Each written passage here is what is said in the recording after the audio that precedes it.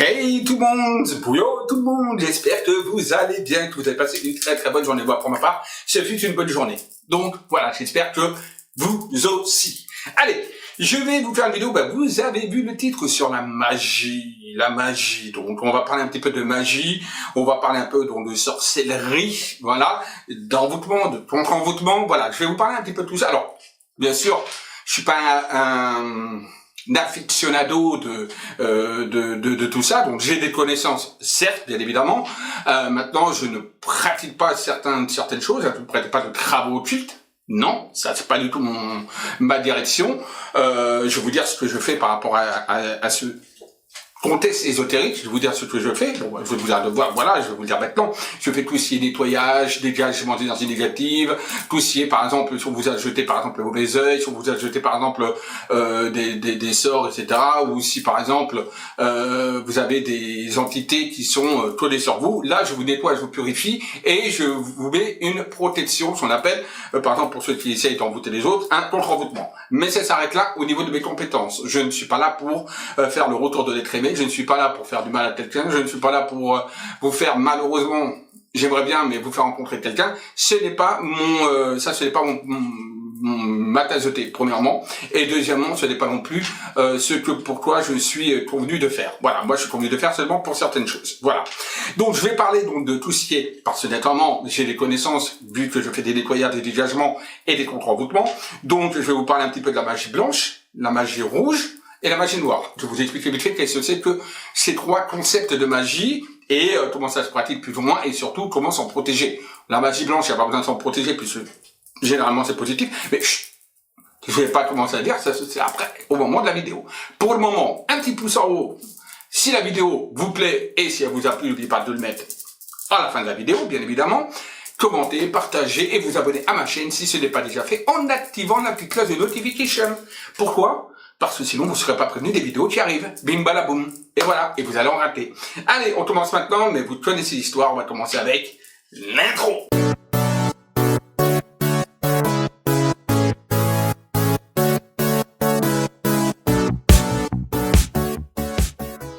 Alors, quand on parle de magie, on parle naturellement très souvent d'envoûtement. Alors, envoûtement, c'est un grand mot. Donc on va déjà commencer par, parce que moi je vais faire simple, c'est l'ABC du nul en magie que je fais. On est bien d'accord. Je suis pas là pour, on va dire, parler de magie de manière compliquée avec les noms, etc. On n'est pas là du tout pour ça. Je suis là pour expliquer rapidement, simplement. En fait, la magie c'est simplement une manipulation énergétique.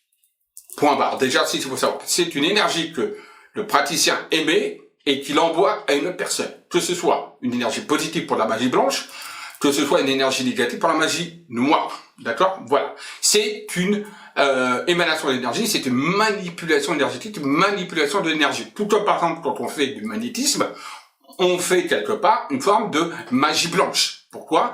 On peut l'appeler ça comme ça. Ceux qui font la magie, ils appellent ça la magie blanche. Voilà. Et c'est tout simplement une manipulation énergétique pour soigner quelqu'un. Donc la magie n'est rien de plus qu'une manipulation de l'énergie. Des énergies, parce qu'il y en a plusieurs. Il y a plusieurs formes d'énergie. Voilà. Ça, c'est déjà le premier concept qu'il faut comprendre. Donc, il y a ensuite certaines magies où on utilise des objets. Alors, on va y revenir tout à l'heure, bien évidemment. C'est des supports. C'est comme un voyant. Il utilise votre champ aurique pour voir le passé, le présent, le futur. Donc, on va dire qu'il utilise votre énergie. Et il utilise aussi des supports pour aller plus loin, pour se concentrer, pour avoir plus de flash, avoir plus... Et ben là, c'est pareil pour la magie. On utilise également des supports qui peuvent être des bougies, qui peuvent être des bouteilles, qui peuvent être la cire de bougie, qui peuvent être des boîtes, qui peuvent être des photos, qui peuvent être des dadgits, donc des poupées. Voilà. Tout ça, ce sont des supports qui permettent, on va dire, de mieux canaliser l'énergie, de mieux se concentrer. Voilà. Deuxième point essentiel qu'il faut savoir, les supports également en magie. Donc, on a vu, la magie, c'est manipulation d'énergie et éventuellement support, quelle qu'elle soit. Dans la magie, alors je vais pas parler des Wiccans, je vais pas parler de toutes sortes on va dire comment on pourrait dire de cheminement magique. Voilà, hein, parce que bon, dans le chamanisme, il peut y avoir des magies, il y a la magie vaudou, il y a la magie haïtienne, il y a la magie d'Afrique, il y a la magie des Wiccans, voilà. Je ne vais pas vous parler de tous ces, on va dire, comment je pourrais dire, tous ces secteurs, on va dire, ou tous ces manipulations énergétiques faites par ces personnes qui se disent soit Wiccan, soit vaudou, soit etc., voodoo, etc. Donc je ne peux pas vous parler de ça, je vais juste vous parler plus simplement. Par rapport à la magie. Donc, on a donc 3 formes de grande magie. On a la magie blanche. La magie blanche, c'est quoi? C'est la magie pour le bien-être, c'est la magie positive. Donc, on n'a pas besoin de protection. Pour ceux qui utilisent cette forme de magie, ils n'ont pas besoin spécialement d'être protégés. Pourquoi? Ce n'est pas une manipulation énergétique pour influencer quelqu'un ou pour, on va dire, soumettre quelque chose à quelqu'un ou alors pour faire du mal à quelqu'un. Non. Généralement, c'est une magie, non pas généralement, c'est une magie qui est faite plutôt pour apporter du bien aux personnes, ou pour soi-même, on peut la faire également pour soi-même. Donc voilà. Donc il n'y a pas besoin de protection, c'est-à-dire qu'on travaille, on va dire, des énergies plutôt lumineuses. Et quand on travaille avec la lumière, on n'a pas besoin de protection parce qu'on est déjà protégé par et avec ceux avec qui on travaille, généralement. Donc voilà. Donc la magie blanche, c'est considéré pour faire des choses bien. Exemple, améliorer ses capacités psychiques, améliorer sa voyance, améliorer par exemple un petit peu ses finances, essayer d'avoir un petit peu de chance, essayer de pourquoi pas d'avoir un peu plus de charme, de charisme, de séduction, tout ça voilà. Mais c'est plus pour soi-même, plus que pour les autres, et en même temps on va obtenir des choses positives. Donc ça c'est la magie blanche. Ensuite on a la magie rouge. Magie rouge, magie rose, bon, on appelle ça plutôt magie rouge. Certains l'appellent rose. Pourquoi? Parce que c'est la magie de l'amour, la magie du désir sexuel, sensuel, et également donc amoureuse. Donc c'est le retour de l'être aimé, c'est tout ce qu'ils font les magies de retour de l'être aimé, pour rencontrer une personne, pour se sentir belle, faire des potions aphrodisiaques, pour faire des potions également ou des pains, on va dire Aphrodite, donc pour être plus beau, pour attirer l'autre, pour attirer l'œil. Bon, c'est toute cette forme de magie là. Là, on commence à rentrer dans une magie où il faut quand même avoir des connaissances et surtout où il faut quand même, pourquoi pas, se protéger un petit peu, bien que ce ne soit pas si nécessaire. Pourquoi? Parce qu'on ne travaille pas généralement avec les démons. On ne travaille pas par des modes d'invocation, etc., ou d'évocation, avec des démons ou avec des êtres, on va dire, du bas astral. Donc, il n'y a pas besoin de beaucoup de protection. À part si... Parce que dans la magie rouge, il y a certaines... qui est la magie de l'amour, je le répète, il y a certaines formules qui peuvent être très très vite tombées dans la magie noire. Quand on veut par exemple soumettre quelqu'un à sa volonté sexuelle, on tombe non plus dans la magie rouge, mais on tombe dans la magie noire. Vous voyez, donc il y a des petites choses, il faut bien comprendre que ça peut être, ça dépend là où vous vous dirigez dans la magie rouge. Vous voyez, donc attention à ça. Donc là, généralement, mais ça on va revenir. Dans la magie rouge, donc généralement, il n'y a pas besoin de se protéger plus que ça. D'accord? C'est surtout pour soi-même se trouver plus beau, améliorer, on va dire, sa confiance en soi pour pouvoir trouver quelqu'un. Enfin, c'est tout ce genre de trucs qui se rapprochent un peu de la magie blanche. Ensuite, on passe maintenant sur la magie noire. Noire. Donc là, on rentre dans des forces qui sont totalement différentes de la magie blanche, de la magie rouge.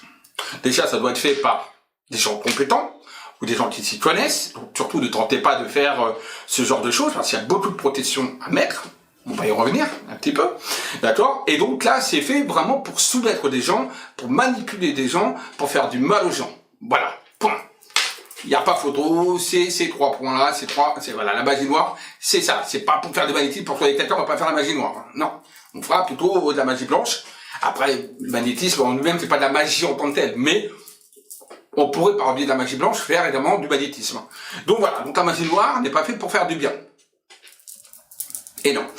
Donc, automatiquement, on va convoquer des forces dangereuses, potentiellement dangereuses, si on n'est pas préparé et qui peuvent très bien vous mettre à mal.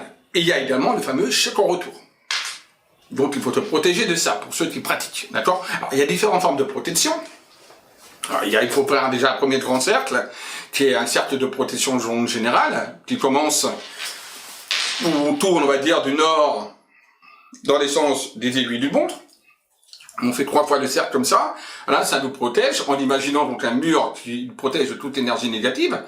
Ensuite, on doit faire un autre cercle. Dans l'intérieur de ce cercle, on fait un autre cercle beaucoup plus petit pour bloquer, on va dire, l'entité, l'invocation de l'entité qu'on va appeler, et donc pour protéger, on va dire, un petit peu, pour que cette entité-là reste dans ce cercle-là. Donc c'est un deuxième cercle, pareil. Ensuite, naturellement, il faut aussi avoir, pourquoi pas, un pentagramme sur soi, ou alors une feuille avec un pentagramme dessiné, voilà, pour se protéger. Pourquoi pas certaines pierres également pour se protéger. Et il faut faire quelques invocations de protection. Donc, ce qu'on appelle des sorts de protection. Voilà. Je ne dirais pas là, voilà, c'est ça, je pense que les gens ne sont pas attirés vers la magie noire, donc voilà, je pense pas. Donc voilà. Donc, ça, c'est une première chose. Donc ça, c'est des rituels, des gens pour se protéger de la magie noire. Ensuite, la magie noire, comme je vous dis, hein, c'est vraiment fait pour la manipulation, la soumission, et faire du mal, voire détruire, voire même tuer les personnes. D'accord? Donc, c'est très, très, très dangereux à faire. Pourquoi? Parce que la magie noire, à l'instar de la magie blanche, où on ne fait pas d'invocation, voilà, ou alors si on fait des invocations, c'est des invocations, des prières, on va dire, pour la magie blanche de lumière, donc aucunement qui pourront faire du mal à quelqu'un, ou aucunement qui vous feront du mal aussi. Là, ce sera des invocations, donc on va invoquer certaines démons, certains êtres, on va dire, qui seront peut-être incontrôlables, et qui sont très dangereux, pour pouvoir, disons, satisfaire vos besoins. D'accord? Donc, ces invocations-là, il faut faire très attention. On peut travailler naturellement avec donc les déesses de la nuit, comme Phoebe, comme Hécate, etc. Bon, par exemple, hein, donc faire des invocations à ces entités-là. On peut faire des invocations à des démons beaucoup plus pire encore, beaucoup plus durs, beaucoup plus agressifs. Parce que bon, on peut également travailler avec les déesses de la nuit, donc de la lune, également pour la magie rouge éventuellement, qui n'est pas voilà. Mais dans la magie noire, c'est d'autres invocations, beaucoup plus serrées. Bon, donc on a ces 3 formes de magie. Blanche, rouge, rose et noire. Alors après, il faut savoir que les magies fonctionnent selon les lunes. C'est-à-dire qu'on a la lune croissante et décroissante. Donc on va plutôt procéder à tout ce qui est rituel de magie blanche lors des lunes croissantes. Quand la lune est croissante, là, on pratique ce qu'on appelle les rituels, les sortilèges de magie blanche. C'est ce qui fonctionne, voilà, le mieux pendant, justement, quand la lune est croissante. Lors de la lune décroissante, c'est là qu'on applique tout ce qui concerne les magies noires. Voilà, c'est pendant les lunes décroissantes. D'accord? C'est là que ça fonctionne. Voilà, si vous faites, par exemple, la magie blanche dans les lunes décroissantes, ça aura moins d'efficacité, voire pas du tout, que pendant la lune croissante, et vice versa. Voilà. Encore une fois, magie noire, à pas faire. Je vous explique, parce que dans l'ésotérisme, il y a le bien, il y a le mal, il y a le yin et le yang. Voilà. Et d'ailleurs, j'en parlerai lorsque je vais parler de différents symboles spirituels, énergétiques, dans une prochaine vidéo. D'accord? Donc, voilà, c'est l'équilibre. Il faut un équilibre. Il n'y a pas de bien sans mal, il n'y a pas de mal sans bien, c'est pas possible. Si le monde était que dans le bien, dans un monde de bisounours, ça fonctionnerait pas, le monde ne fonctionnerait pas. Si on était que dans le mal, le monde s'effondrerait et ne pourrait pas subsister non plus. Il faut l'équilibre entre le bien et le mal. Voilà pourquoi, même là, dans la magie, il y a la magie noire et la magie blanche. Ou magie blanche, magie noire, comme vous voulez. Tout simplement. D'accord? Voilà. Parce qu'il faut un équilibre. Donc voilà. Donc là, j'étais, parce que des fois, je me perds un petit peu, hein, vous savez, hein, moi, comme je vous dis, hein, mes connaissances, mais sans préparer spécialement mes vidéos, enfin, je les prépare entre guillemets parce que je décide quel thème je vais faire, mais après, je me lance, je parle comme ça en pure convivialité, comme si vous étiez en face de moi. Donc, quand on est en face de quelqu'un et qu'on parle à quelqu'un, on prépare pas ce qu'on va dire. Hein. On sait de quoi on parle, mais on va pas préparer. Bah moi, c'est pareil, je sais de quoi je parle, mais je prépare rien parce que moi, je veux du vrai. Voilà, je veux vraiment qu'entre vous et nous, ce soit du vrai. Donc, je ne prépare pas. C'est vrai que beaucoup de youtubeurs disent, ouais, il faut préparer, je prépare les tas. Ouais, ça fait peut-être des vidéos plus sophistiquées, plus simples. Ouais, ça, éventuellement, je pourrais en faire quelques-unes comme ça, vraiment très très bien travaillées. Mais pour moi, voilà, YouTube, c'est ça, c'est pas la télévision, c'est être entre vous et moi, c'est parler, c'est convivial, etc. Et donc voilà pourquoi des fois je me perds dans mes vidéos. Bah, j'ai pas de trame spéciale. Et je vous apprends et je vous dis selon mes connaissances, tout simplement. Donc ouais, donc comme je le disais, encore une fois, vous voyez, je m'y perds encore. Excusez-moi pour ceux que ça peut embêter. Attends, ça avec les dislikes. Non, je dois mettre toujours un like. Oh, et voyons. Bref. Donc, comme je disais, donc, on était dans, justement, cet équilibre. Donc, on a parlé des lunes croissantes, des lunes décroissantes. Après, il y a certains jours. Alors, par exemple, Moi, j'aime bien le vendredi. Pourquoi? Parce que c'est Vénus. Et Vénus, c'est tout ce qui concerne, on va dire, l'amour. Donc, par exemple, tous ceux qui voudraient faire, par exemple, de la magie blanche ou de la magie rouge, vont plutôt faire ça un vendredi. Voilà. Le mardi, par exemple, quand c'est plus tout ce qui est plutôt des envoûtements un petit peu plus délicats, peut-être que la magie noire, etc. Des choses, on va dire, un petit peu de pouvoir, de possession, de choses un petit peu négatives. Par contre, quand on veut faire des contre-envoûtements, on le fera le mardi. Et oui, mardi, mais en lune croissante, pas décroissante. Parce que décroissante, c'est tout ce qui concerne la magie noire. Mais par contre, un mardi en lune croissante, là, on va faire du bien, puisqu'on va contrer les envoûtements, contrer la négativité. Donc là, on va faire une magie blanche, quelque part, c'est ce qu'on appelle une magie blanche. Et là, on va faire ça le mardi. Du contre-envoûtement se fait le mardi en lune croissante. Exemple, le mardi. Le mercredi, c'est tout ce qui concerne le commerce. Donc, pour, par exemple, tout ce commerce, par exemple, professionnel, etc., la communication, des échanges, etc.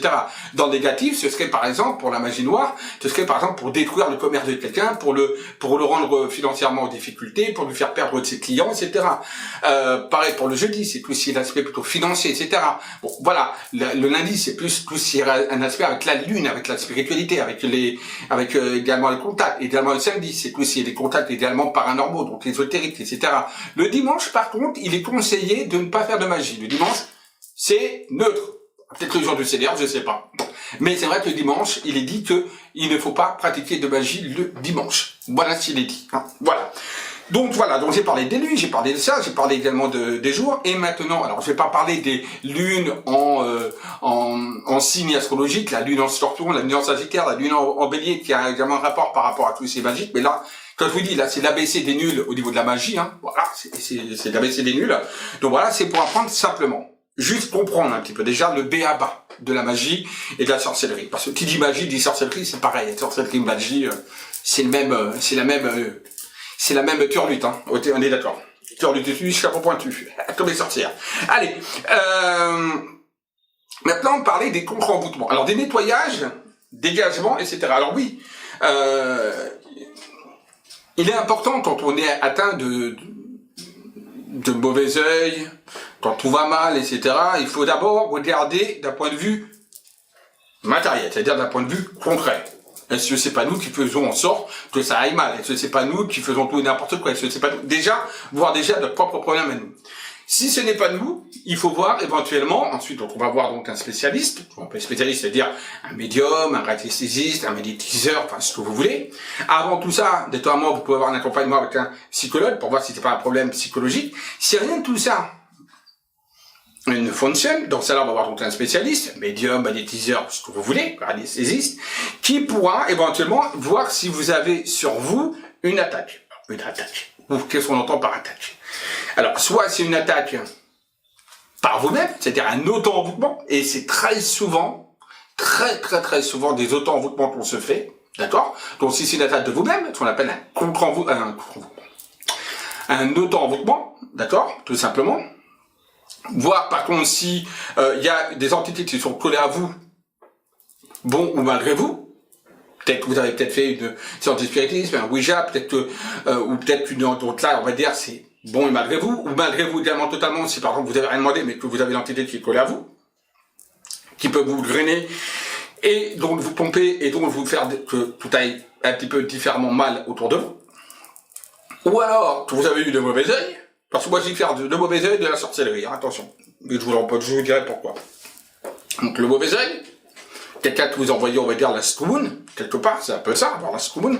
Donc, quelqu'un qui vous envoyait un petit peu le mauvais œil, ou alors si vous avez été atteint d'un envoûtement, véritablement. C'est-à-dire que quelqu'un vous a attaqué avec une charge donc énergétique négative qu'on appelle magie, sorcellerie, envoûtement. Voilà. Donc, une fois que tout ça c'est fait, il faut aussi voir si, par exemple, dans le terrain où vous êtes, la maison où vous n'êtes pas sur un courant d'eau, une veine cave, un réseau Hartmann, un réseau Curie. Donc, tout ça, voilà, parce que ça aussi, ça peut amener de la fatigue, ça peut amener également des problèmes psychologiques ou un blocage également. Voilà, ce qu'on appelle les problèmes géobiologiques. Une fois qu'on a regardé tout ça et qu'on sait où se trouve le problème, on va attaquer le problème. Alors, tout simplement, si c'est de l'auto-envoûtement, alors on va commencer d'abord, avant l'auto-envoûtement, on va commencer par les entités. Allez, si vous êtes d'abord attaqué par les entités, donc des entités qui sont collées à vous, à votre aura. Ça peut être des entités, donc des entités esprits négatives, ça peut être même des entités positives, hein, attention, ou des entités positives, mais ça vous plombe, c'est parce que vous êtes fatigué, etc. Ou alors parce que vous avez des larves, des embus, des parasites autour de vous dans votre aura. Il faut simplement enlever tout ça. Donc ce qu'on appelle, c'est, il faut faire un nettoyage, dégager et purifier vos énergies. Et pour Walou, c'est fini. L'histoire est close. Voilà. C'est assez simple. Après, il y a peut-être aussi des entités plus démoniaques qui sont sur vous, d'accord? Et là, quand on a vraiment des entités vraiment démoniaques, là, par contre, il va falloir faire appel à un exorciste. Mais là, on part dans un autre domaine, peut-être ce sera le sujet d'une autre vidéo, d'accord? Là, c'est un peu plus hard, un peu plus difficile à enlever, pour un médium, etc. Ensuite, on parle de l'auto-envoûtement. Alors, peut-être que vous êtes auto-envoûté, c'est-à-dire que, mentalement, vous vous êtes mis dans votre idée que tout va mal, que votre vie va mal, que tout est négatif, et du coup, ça vous a pollué. C'est ce qu'on appelle, c'est un dégrégore, si vous voulez. J'ai parlé déjà dans d'autres vidéos, dégrégore les formes pensées, qui peuvent être positives comme négatives. Et l'auto-envoûtement, c'est négatif généralement. Donc, vous êtes envoûté vous-même par votre propre mal, et du coup, rien ne va. Donc là, c'est pareil, contre cet auto-envoûtement, il faut faire un nettoyage, un dégagement, une purification, voilà, tout simplement, et pourquoi pas le contrer par un contre-envoûtement sur vous-même. En plus. Voilà. Ça, c'est pour l'auto-envoûtement. On passe maintenant par l'autre session, qui est donc l'œil. Celui qui vous a apporté la spoon. Alors ça peut être quelqu'un qui vous veut du mal. Généralement, c'est ça. Inconsciemment ou consciemment. Consciemment, la personne vous voit dire, elle me fait chier celle-là. J'en ai marre d'elle. J'aimerais bien que... J'aimerais bien qu'elle divorce. J'aimerais bien que ça aille mal dans son boulot. J'aimerais bien que... Voilà. Elle vous envoie une énergie telle, avec une telle haine, une telle conviction, une telle envie de réalisation par la visualisation du mal qu'elle pourrait vous faire, qu'elle vous a apporté en fait un égrégore autour de vous qui vous met justement la scomoun et le mauvais œil. C'est ça. Donc là, c'est fait de manière consciente. Même si elle ne sait même pas qu'elle vous a porté là, c'est des envies et des pensées qu'elle a. Donc soit elle sait qu'elle a, on va dire, une énergie qui permet de porter l'œil, donc elle le sait, soit elle ne sait pas, mais elle vous l'envoie quand même consciemment. Ensuite, il y a le parti où c'est une personne qui vous inconsciemment parlant, vous l'envoie en disant, putain, elle me fait chier, celle-là, j'aimerais qu'elle se casse la gueule. Mais une énergie telle puissante, avec une telle conviction d'un tour, qu'elle ne pensait pas, après, peut-être dans 5 minutes, elle ne pense plus, mais avec une telle conviction, que vous vous cassez la gueule. Parce qu'elle aura visualisé la chose, boum, avec une telle puissance, un tel lâcher prise, qui fait que ça arrive. D'où le système de lâcher prise, ça a énormément d'importance. D'accord? La visualisation. Mais ça, on reviendra dans une prochaine vidéo, la visualisation. Donc, deuxième procédé. Donc, vous voyez, il y a les personnes qui le veulent et les personnes qui ne le veulent pas. Donc, conscient et inconscient, le mauvais œil. Encore une fois, mauvais œil, nettoyage, dégagement, purification. Généralement, quand on voit le mauvais œil, il l'envoie une ou deux fois, mais c'est tout. Donc, il n'y a pas besoin de se protéger plus que ça. C'est pas tout le temps, hein, après qu'elle va vous voir, qu'elle va vous envoyer l'œil. Normalement, c'est bon. Voilà. Ensuite, on a l'envoûtement. Alors là, l'envoûtement, c'est quelqu'un qui a travaillé sur vous, de manière négative, en magie noire, en sorcellerie, d'accord? Soit par des invocations, de la rituel, soit par une manipulation énergétique, et vous aura pollué. Ça, ce qu'il faut faire, c'est d'accord un nettoyage pareil, purification, dégagement de la magie noire, qui est collée sur vous, et il faudra faire un contre-envoûtement pour vous protéger d'une éventuelle attaque. Tout simplement. Voilà. Donc là, on a vu, alors ensuite, j'ai oublié, donc, tout c'est le système géobiologique. Là, c'est plus compliqué, que quand c'est géobiologique, on peut pas déplacer comme ça la maison. Donc, pareil, il faut faire un nettoyage, dégagement, purification de la maison. Mais après, le problème, c'est que si vous êtes, par exemple, sur un courant d'eau, il va falloir déplacer les meubles. Par exemple, si vous dormez sur un réseau arc-pas-détruit, il va falloir changer de place le lit. Alors après, il y a le système de Feng Shui, donc, qui peut vous permettre de mieux harmoniser votre intérieur, qui va permettre de mieux canaliser les meilleures énergies. Prendre également un radiesthésiste pour également regarder, ou un géobiologue, pour regarder également tout ça, pour déplacer vos meubles. Si vous dormez sur une zone réservoir planéturie, si vous dormez sur une veine d'eau, si vous dormez sur un canal d'eau, sur un souterrain d'eau, sur un vortex, sur une cheminée tellurique, tout ça, il va falloir donc tout simplement aménager votre maison, et une fois que l'aménagement de la maison est fait, faire un nettoyage, purification, dégagement de la maison également, pour que les mémoires des murs ne soient pas plombées. Voilà. Autre chose aussi que j'ai oublié, qui peut être également un système également, on va dire, de négativité, ça n'a plus rien trop à voir avec de la magie, hein, là, entre la géobiologie et ça n'a rien à voir avec la magie, mais bon, c'est bien quand même de le savoir, c'est également de nettoyer les murs pour tout ce qui est également la mémoire des murs quand il y a eu des choses négatives qui se sont collées, mais ça n'a rien à voir avec la magie. Par contre, il peut y avoir également de la magie de l'envoûtement sur le terrain. Des gens, par exemple, peuvent vous envoyer sur votre terrain, par exemple, ceux par exemple qui sont des agriculteurs, etc., des invocations pour que le terrain soit mauvais, etc., tout ça. Donc là, il faudra pareil faire un nettoyage, purification, dégagement du terrain, plus un contre-envoûtement. Voilà, sur le terrain, et pourquoi pas sur la maison. Ça, c'est un peu différent. Voilà. Je crois vous avoir un petit peu parlé de tout. Donc, comme je vous ai dit, je ne parle pas des différents courants, voilà, magiques qu'il y a. Donc, les Wiccans, les vaudous, l'oudou, d'Afrique de la magie africaine. Je vous parle pas non plus d'Afrique du Nord, donc du Maroc, etc. La magie d'Afrique de là. Je vous parle pas non plus de, voilà, je vous parle pas des courants magiques. Je vous parle de ce que c'est que la magie, parce que, en fait, quel que soit le courant magique que vous êtes, ou que vous avez, ou qu'elle soit utilisée, c'est le même processus manipulation énergétique. Point. Voilà. J'espère que cette petite vidéo sur la magie, la sorcellerie vous aura appris certaines choses, voilà, l'ABC des nuls en magie, on va dire. Voilà, j'essaie de faire les choses simplement. Si c'est le cas, commentez surtout la vidéo pour me dire ce que vous en pensez. Si vous aussi vous avez été la cible, ou vous pensez être la cible de certaines attaques, attention, ça peut être aussi, comme je vous ai dit, de l'auto-envoûtement, des pensées, mais ça se trouve, il n'y a rien du tout. On va travailler sur soi. Donc si vous pensez, donc vous me mettez en commentaire. Dites-moi si vous en pensez. Si vous avez vécu des choses, mettez-le moi aussi en commentaire. On pourra comme ça débattre en commentaire, et ça pourra m'aiguiller pour faire d'autres vidéos également sur le sujet, si ça intéresse bien évidemment. Le petit like. Je vous dis à très vite. Bisous à tous. Portez-vous bien.